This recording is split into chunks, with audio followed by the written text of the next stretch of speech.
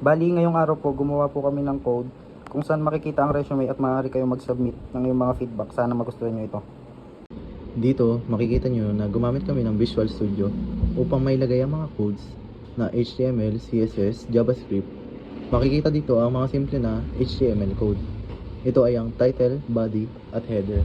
Bali, dito makikita nyo rin ang ito sa header. Makikita nyo, gumamit kami ng navigation or nav.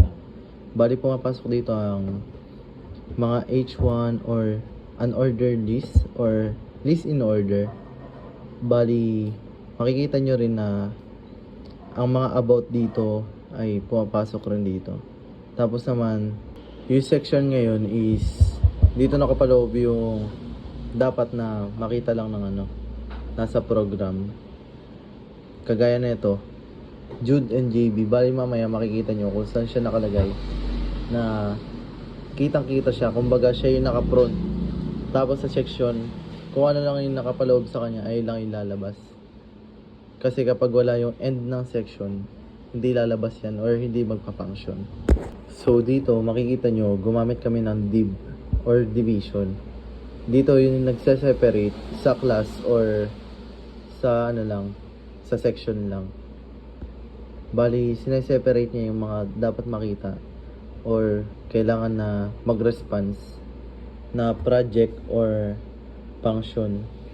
Tapos naman, makikita nyo muli yung unordered list dito or UL or LI para makita nyo yung bulletin kasi sa list in order siya yung nagpapakita sa function ng mga bulletin. Tapos, makikita nyo naman na halos ulit-ulit lang yung code namin na section, div, UL, ILI. Kasi halos dito lang umiikot yung code namin dahil ito yung pinaka basic or pinaka madaling aralin. Lalo na ngayon, ito yung tinuturo sa amin sa eskwelahan. At dito namin natutunan kung paano gumamit ng mga simple HTML code. Tapos, ito, yung footer. Bali, bago lang to sa pandinig namin at paningin. Dito naman yung makikita yung parang pang-end na or bali dito na siya magtatapos. Dito mo makikita yung dulo na hinahanap ng mga tao sa footer. Tapos dadako naman tayo sa may CSS. Sa CSS naman, dito napapaloob ang mga font, text color, background color at iba pa na pang style. Makikita nyo na gumamit kami ng iba't ibang font at text color lalo na sa body. Dahil dito makikita nakaaya-aya ang isang website sa pamamagitan ng pag-style dito. Dito naman sa JavaScript ay halimbawa client-side form. Bali, pinapahusay nito ang karanasan na gumagamit sa pamamagitan ng mga pag-check sa inputs bago isubmit ang form. Kagaya ng ginagamit nito sa mga contact form, registration form, at login page ng mga website kagaya ng Facebook.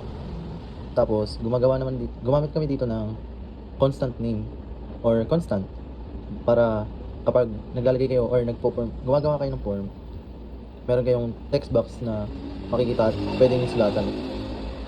At dito naman, gumamit rin kami ng if statement na kapag sinubmit mo yung form na gawa mo or mga text message na gawa mo, merong babalik sa'yo na or magre-respond sa'yo kung tanggap ba ito or may kulang pa. Kagaya ng nakikita nyo dito, pinilapan namin at nakapag-fill up kami. Kaya yun, ito yung code na output namin. Hindi namin alam kung okay lang ba sa inyo, pero sana nagustuhan nyo ito. Salamat! Dito mo,